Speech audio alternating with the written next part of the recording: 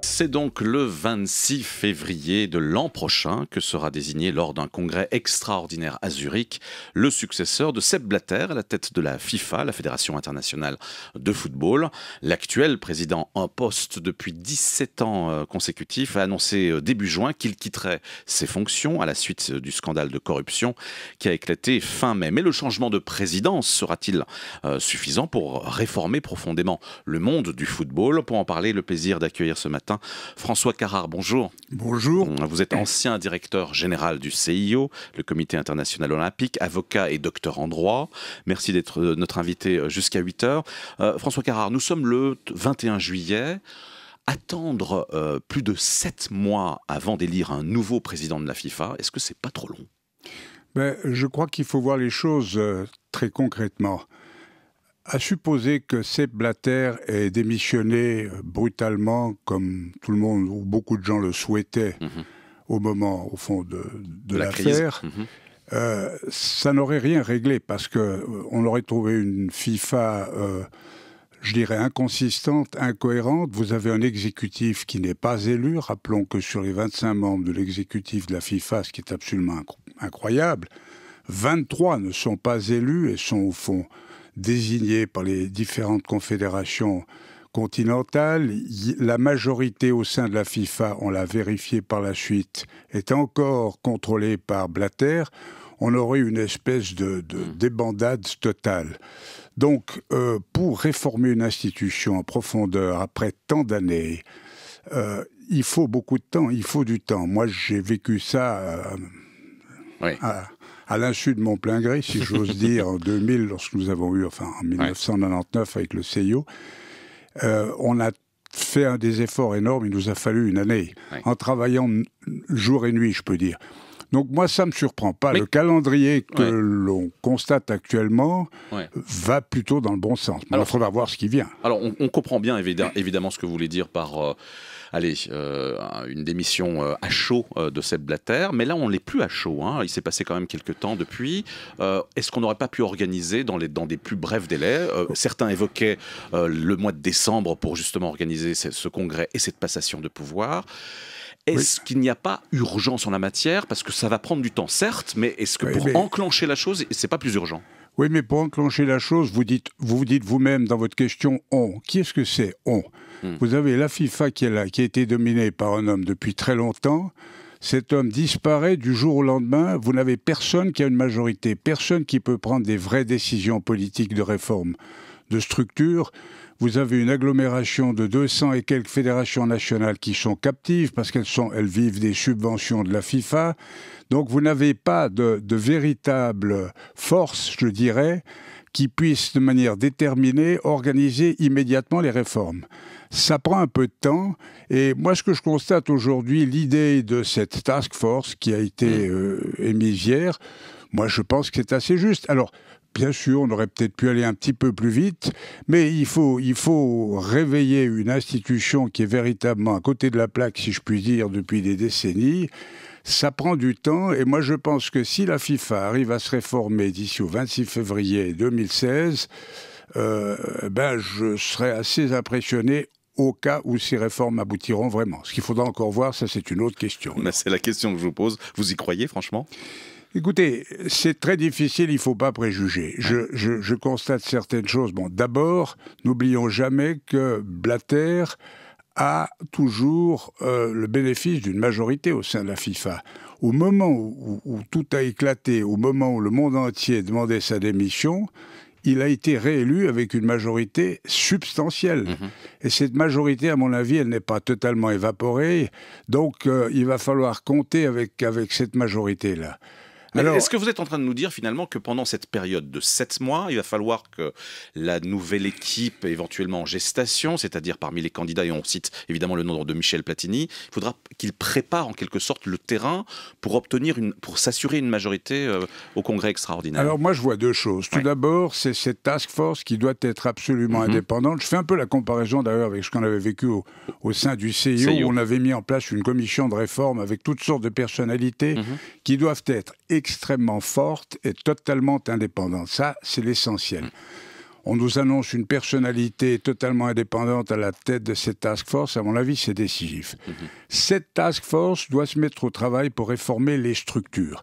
Avant les personnes, il faut mettre en place des nouvelles structures, parce que c'est les structures, c'est les statuts, c'est les règles d'élection, etc., la gouvernance, la transparence. Ça, c'est à mon avis le travail de cette task force qui n'a rien à voir avec l'équipe qui prépare la présidence.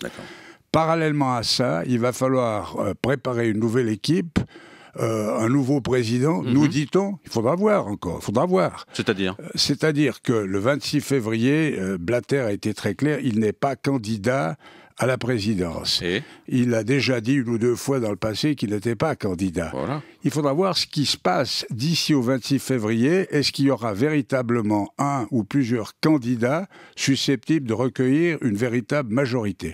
Moi, je pense pour ma part que ça ne sera possible que s'il y a des personnalités, il l'a dit lui-même, jeunes et totalement nouvelles.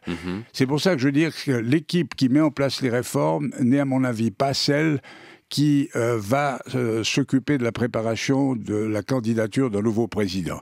Si on mélange les deux choses, on va au-devant d'un nouveau blocage. Ouais. Mais est-ce que Michel Platini n'a pas suffisamment déjà de soutien, finalement, pour assurer justement cette présidence ? Je ne vais absolument pas m'exprimer sur des personnalités. Moi, je maintiens qu'au jour d'aujourd'hui, la chance de la FIFA sera d'avoir un président totalement hors du sérail, totalement indépendant, qui n'a pas joué de rôle dans aucune confédération continentale.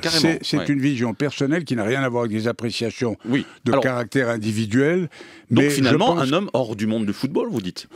Pour présider la FIFA, est-ce que c'est hors ou pas hors du monde du Ouais. football, en tout cas hors des institutions qui ont participé d'une manière ou d'une autre aux décisions qui sont critiquées et à l'exécutif. Voilà. Bon, votre opinion est claire, hein. Vous dites Michel Platini, c'est pas la bonne personne puisque... J'ai pas dit ça, j'ai dit qu'il faut chercher quelqu'un en dehors du sérail. Oui, enfin, justement, il est membre du sérail, si j'ose dire, Michel Platini. Il est membre quand même, il préside l'UEFA. Bien Donc, sûr. d'après la description, le portrait robot que vous nous avez fait du prochain président, Michel Platini, vraiment, c'est pas la bonne personne. C'est un problème de structure plus que de personne. Vous ne pouvez pas... Un des grands problèmes de la FIFA, c'est l'influence prédominante des grandes confédérations continentales.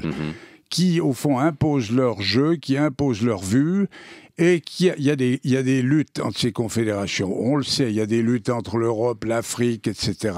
On sait qu'il y a des combats d'ego. Tout ceci, si vous voulez aboutir à un nouveau président qui recueille une majorité, parce que finalement, c'est ça le problème. Le problème, pas de savoir si c'est Platini ou un autre. Le problème, c'est de savoir qui peut recueillir une majorité. C'est pour ça qu'avec un certain sourire, je dis, il faudra encore voir le 26 février qui sera le candidat. Alors, on ne pourrait pas exclure, par exemple, qu'un congrès unanime dise « Mon cher Seb fait encore 2-3 ans ». Ah oui. Moi, je ne l'exclurais pas, au conditionnel. C'est pas le schéma, c'est pas le scénario actuel, mais il faut bien voir les choses. Recueillir une majorité au sein de la FIFA, c'est très compliqué. Mais alors, quelle crédibilité aurait cette FIFA si Sepp Blatter, effectivement, était en quelque sorte porté par si jamais vous me convoquerez pour le 27 février, puis on pourrait en parler. Je ne crois pas que ça soit la ligne actuelle qui est dominante. Qui est dominante, mais il ne faut rien exclure, il faut préjuger de rien. Alors, François Caravou, on évoquait le nom de Michel Platini, et vous disiez qu'il faudrait qu'il s'assure une certaine majorité. Hier, 4 des 6 confédérations continentales ont fait savoir qu'elles apporteraient leur soutien à Michel Platini. Est-ce que il n'a pas déjà la partie gagnée, si j'ose dire ? Je crois que personne n'a la partie gagnée, il faudra voir. Je pense que c'est prématuré, nous sommes en juillet, il peut se passer beaucoup de choses jusqu'en février. Encore une fois, moi, je n'ai absolument rien de contraire à une personnalité ou une autre. Je dis simplement... Le problème, c'est de recueillir la majorité, une très large majorité, pour pouvoir ensuite gouverner. Alors, il n'empêche, le président, c'est un homme tout de même, ou une femme, peu importe. Enfin, c'est une personnalité, donc c'est important, les personnes qui dirigent aussi une fédération comme la FIFA. Est-ce qu'il n'est pas, Michel Platini, handicapé par son implication dans la désignation controversée du Qatar pour les mondiaux de 2022 ? Encore une fois, moi je pense, et il ne faut pas, je crois, toujours se concentrer sur une seule personne. tous les dirigeants de la FIFA ont été impliqués dans les prises de décision qui font l'objet de certaines contestations. Ça ne veut pas dire qu'il y ait des responsabilités individuelles ou personnelles. Mais si on veut reconstruire, c'est pour ça que je préconise, moi, au fond, d'aller chercher des candidats en dehors, comme ça, il n'y a plus de discussion possible. Et je suis sûr que dans le monde du football, qui est quand même immense, qui est colossal, il y a des personnalités qui, sans avoir été des dirigeants, membres de l'exécutif ou quoi que ce soit, seraient susceptibles d'être des candidats. Et j'ai entendu Blatter dire hier, il faut quelqu'un de jeune. Oui. C'est important. Ben, la jeunesse, c'est l'avenir. Alors, on a parlé des personnes, parlons maintenant des réformes, hein, puisque c'est vraiment l'enjeu de ce changement de présidence et de ce congrès extraordinaire en février. Comment, selon vous, éradiquer une corruption qui est surtout le fruit, justement, d'un système et non pas d'un homme seul, généralement qualifié de clanique, ce système, d'opaque, voire même de mafieux, certains disent même mafieux, et qui brasse des centaines de millions de francs? Bon, je pense qu'il faut appliquer les principes très simples qui s'appliquent dans le monde entier, pas seulement du sport. Un des grands problèmes, c'est que le sport et les organisations sportives sont souvent dans des bulles. La FIFA a, par exemple, toujours revendiqué, peut-être elle plus que d'autres, la spécificité du sport qui est, à certains moments, certains dirigeants, même avant Blatter, allaient jusqu'à préconiser que la FIFA devait être au-dessus des lois, ou en tout cas avoir ses propres lois, ne reconnaissant pas les gouvernements. Enfin, donc là, il faut un changement profond de culture et de mentalité. Une des faiblesses, c'est que vous n'avez pas... Dans les sociétés qui connaissent des crises, vous avez des actionnaires, ou dans les États, vous avez des parlements. Et là, on revient à ce problème que vous avez 200 et quelques fédérations assez captives et au fond assez passives. Donc il faut imposer des normes de gouvernance, de transparence qui correspondent à ce qui se fait dans le monde. Vous ne pourrez pas éradiquer la corruption, jamais, mais vous pouvez, les premières réformes, moi ce qui m'a toujours choqué, c'est d'imaginer, je ne peux pas imaginer présider un exécutif de 25 personnes dont 2 seulement sont élus. Et vous allez devant une assemblée qui est votre congrès, et l'exécutif qui est censé travailler, qui est censé faire des enquêtes s'il faut, qui est censé mettre de l'ordre, il n'est pas élu. Les statuts de la FIFA disent, c'est le mot, on installe, n'est-ce pas? Ils sont installés. Qui dit installer dit fauteuil, enfin vous voyez le genre. Là, il y a une réforme de culture totale à baser sur des concepts de gouvernance, de transparence et d'éthique moderne. C'est tout à fait possible. Et de là, de nouveau, si cette task force est véritablement indépendante, puissante et forte, et qu'on applique les principes qu'elle devrait dégager, eh bien les réformes sont possibles. Et une limitation des mandats de ses membres, président compris? Ben voilà, là c'est la répétition de ce qu'on a fait au CIO, c'est 12 ans qui sont prévus, ça me paraît assez raisonnable, parce qu'il faut beaucoup de temps pour prendre la température d'une présidence mondiale. Ça ne peut pas se faire en 1 ou 2 ans, un maximum de 12 ans me paraît une norme. C'est exactement ce qu'on avait fait au CIO à l'époque où la présidence était sans limite. Alors vous connaissez précisément bien ce processus de remise en question, de réforme si j'ose dire. Vous l'avez effectivement vécu de l'intérieur comme directeur général du CIO dans le cadre de la désignation de Salt Lake City comme ville hôte des Jeux Olympiques d'hiver de 2022. Il y avait un certain nombre de membres du CIO qui avaient été accusés de corruption. On en avait 10% des membres qui ont dû quitter le CIO en 3 mois. Et puis, il y a eu aussi donc la refonte de vos règlements. Alors la refonte de la FIFA comme celle du CIO à l'époque, est-ce qu'elle peut se faire sans la pression des supporters, des médias et surtout des sponsors? Est-ce que c'est pas ça la leçon qu'on peut tirer de cette crise? Vous avez tout à fait raison, les sponsors jouent un rôle. Et d'ailleurs au CIO, quand on avait eu ce problème, puisque je peux reprendre la comparaison, nous avions pris soin, d'abord on n'avait pas le choix, les sponsors s'étaient manifestés très vite, notamment les grands sponsors américains, et on avait tout de suite inclus des représentants des grands sponsors dans les commissions chargées de parler de réforme. Je me souviens d'un débat extrêmement chaud, par exemple, est-ce qu'il faut instaurer un vote au scrutin secret ou à bulletin ouvert? Alors certains disent les 2 solutions sont mauvaises. Alors on a parlé de la limitation des mandats. Autre réforme qu'on pourrait imaginer, c'est peut-être la répartition des voix, non, entre les fédérations, puisque actuellement les petites fédérations ont le même poids que les grandes nations du football. Est-ce que c'est à terme tenable? Est-ce qu'il ne faudrait pas corriger cette pondération? C'est aussi un sujet de débat éternel. N'est-ce pas? Les tenants d'une démocratie idéale disent one man, one vote. Exactement. Alors évidemment, le tout petit pays a sa voix face aux États-Unis. Et la pondération des voix, mais on revient à des problèmes politiques anciens, n'est-ce pas? C'est le régime censitaire, vous avez plus de voix parce que vous payez plus d'impôts, etc. Mais personnellement, qu'est-ce que vous en pensez, vous? Quelle serait la meilleure formule? Je pense que pour certaines décisions, je pense qu'il faut nuancer les choses. Je pense qu'il ne faut pas s'en tenir à des congrès qui, pour toutes les décisions, ont la même répartition des voix. Pour certaines décisions, je pense qu'on doit pouvoir pondérer les voix. Et ça, c'est une réforme qui est possible. Mais alors, de nouveau, on en revient à ce qu'on disait tout à l'heure, il faut du temps. Vous ne pouvez pas réformer une institution en quelques semaines. Et je trouve que les délais auxquels s'astreint la FIFA sont des délais brefs pour avoir vécu ça de l'intérieur et avoir tiré la langue au sein du CIO. Bon, en même temps, toutes les réformes ne vont pas être entreprises, évidemment. Dans les 7 mois qui nous séparent du 26 février, il va y avoir des réformes de la nouvelle équipe, s'il y en a une, qui vont être poursuivies et qui vont prendre plusieurs mois, oui, voire mais même plusieurs années. l'expérience enseigne qu'il faut être très brutal dans ces moments-là. Vous avez une crise, la crise est une opportunité. Si vous ne faites pas passer vos réformes très vite et brutalement, ensuite, vous retombez dans le train-train. Et alors, on retombe sur la question que je vous posais en début d'interview. C'est vrai que est-ce que ça n'aurait pas dû être plus rapide au niveau justement de la nouvelle équipe, celle qui devrait entériner toutes ces réformes? Oui, mais vous êtes dans la théorie parce que la nouvelle équipe n'existe pas.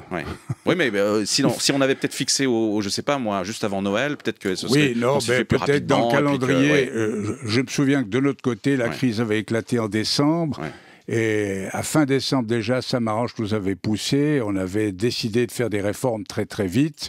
On peut un peu accélérer le calendrier, mais il nous a fallu une année. Il nous a fallu une année malgré tout. Évidemment.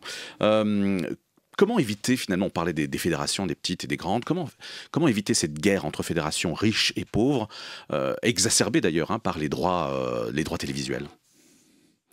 Je pense par des formules de péréquation. Finalement, c'est l'argent qui est le nerf de la guerre, qui est sans doute d'ailleurs la clé du problème. Bah oui, on a de la corruption depuis qu'on a de l'argent. Vous savez, il n'y a pas de corruption s'il n'y a pas d'argent. Et comment on contrôle justement ces sommes faramineuses générées par le football et vouées ensuite à être redistribuées? Mais je pense de nouveau, la réponse c'est la péréquation par des programmes très équilibrés de redistribution. Et c'est là qu'on peut... Alors évidemment, c'est de nouveau, je dirais, l'aspect contradictoire de tout le problème, parce que Blatter se faisait chaque fois réélire en promettant et en accordant des soutiens financiers très importants à des petits pays. Et j'entends, de ce point de vue-là, tout n'a pas été que négatif. François Carra, vous restez avec nous. Georges Popp et Déborah Solbank m'ont rejoint pour la presse. Et on va commencer avec la crise grecque qui est toujours au cœur de l'actualité. Aujourd'hui, la NZZ propose de s'intéresser à l'histoire. Il fut un temps où l'Allemagne avait une dette très importante. La situation actuelle pousse à faire beaucoup de parallèles ces jours et à se souvenir de la Seconde Guerre mondiale, notamment pour se rappeler qu'effectivement, au sortir de la guerre, l'Allemagne était très, très endettée. Et un accord, la sortie de l'impasse, l'accord de Londres, signé en 1953, qui a permis à la République fédérale d'effacer la moitié de sa dette d'avant et d'après-guerre. Elle devait 30 milliards de Deutschmark. La facture a été baissée à 14 milliards. Un protagoniste a rendu cela possible, rappelle la NZZ, le banquier Hermann Josef Habs. Rien à voir avec le flamboyant professeur Varoufakis, nous dit-on. Il était chargé de représenter la délégation allemande. Alors, l'accord de Londres peut-il nous servir d'exemple pour une résolution du conflit actuel avec Athènes ? Pas si vite, répond la NZZ, qui répond qu'on oublie peut-être trop facilement que les investisseurs privés et la zone euro ont déjà largement fait des compromis à l'égard d'Athènes. Et puis la réduction de la dette allemande s'inscrivait dans un certain contexte, le plan Marshall, la reconstruction de l'Europe. Pour le quotidien, l'histoire des débuts de la République de Bonn a montré qu'une réduction de la dette n'était pas une condition en soi pour sortir un pays de la crise. D'autres étapes ont été bien plus décisives, le retour de la compétitivité et la solvabilité de la RFA d'un point de vue économique mais aussi politique. François Carra, vous connaissez bien la Grèce. Grèce. Quel regard portez-vous justement sur cette crise grecque? Est-ce que vous avez le sentiment que c'est un pays sacrifié sur l'autel de la rigueur, sur l'autel d'une Europe allemande, si j'ose dire, ou en tout cas qui a une vision germanique des choses? Bon, c'est un pays qui a toujours une situation économique très difficile, on le sait.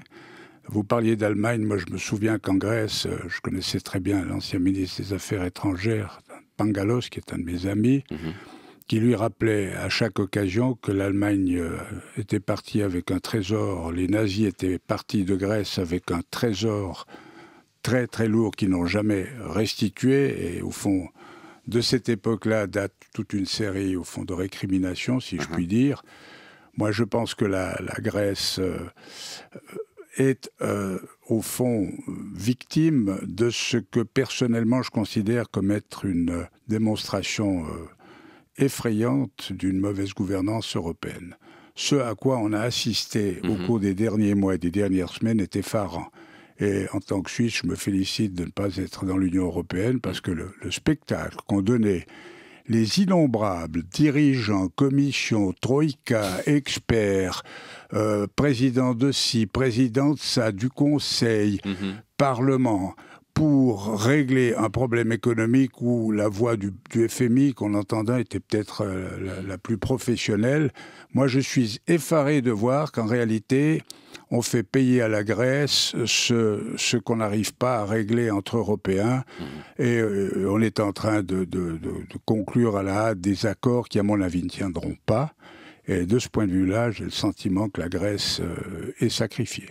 Voilà qui est clair en tout cas. Les sportifs et les acteurs célèbres s'engagent parfois dans le travail humanitaire, parfois de façon désintéressée, mais parfois non. Oui, un expert humanitaire anglais a décidé de raconter un peu les dessous de ses missions avec les stars. Il distribue des bons et des mauvais points, c'est à lire dans Le Matin. Alors parmi les sincères, apparemment, il y a Roger Federer, David Beckham ou encore Angelina Jolie et l'acteur Sean Penn qui n'ont pas ménagé leurs efforts. L'une pour aider le HCR, pour aider les réfugiés, l'autre pour secourir Haïti après le tremblement de terre. Mais il y a aussi les imposteurs. Christina Aguilera, qui en déplacement à Haïti, par exemple, n'a songé qu'à son confort et a même organisé un cocktail mondain alors que la population souffrait de famine. Ou pire, John Travolta, qui est arrivé à Haïti à bord d'un avion de vivres plein de missionnaires scientologues. Une intervention très vivement dénoncée par les ONG engagées contre la crise. L'imposture humanitaire, ça vous choque, François Perrin ? C'est choquant, puis d'un autre côté, il faut voir aussi qu'une médiatisation est inévitable et que parfois la médiatisation de causes humanitaires peut rendre service. Si vous voulez lever des fonds, c'est vrai que Roger Federer, qui a une image fond magnifique, est susceptible de contribuer à lever des fonds pour des causes humanitaires qu'un inconnu ne peut pas lever. Donc il y a toujours le bon et le mauvais côté des choses. Je vous remercie beaucoup, François Carrard, d'avoir été notre invité ce matin. On retiendra en tout cas le message presque principal, j'ai envie de dire. N'enterrez pas trop vite Sepp Blatter, c'est bien ça? Tout à fait. Merci beaucoup. Je vous souhaite une bonne journée. Merci à vous.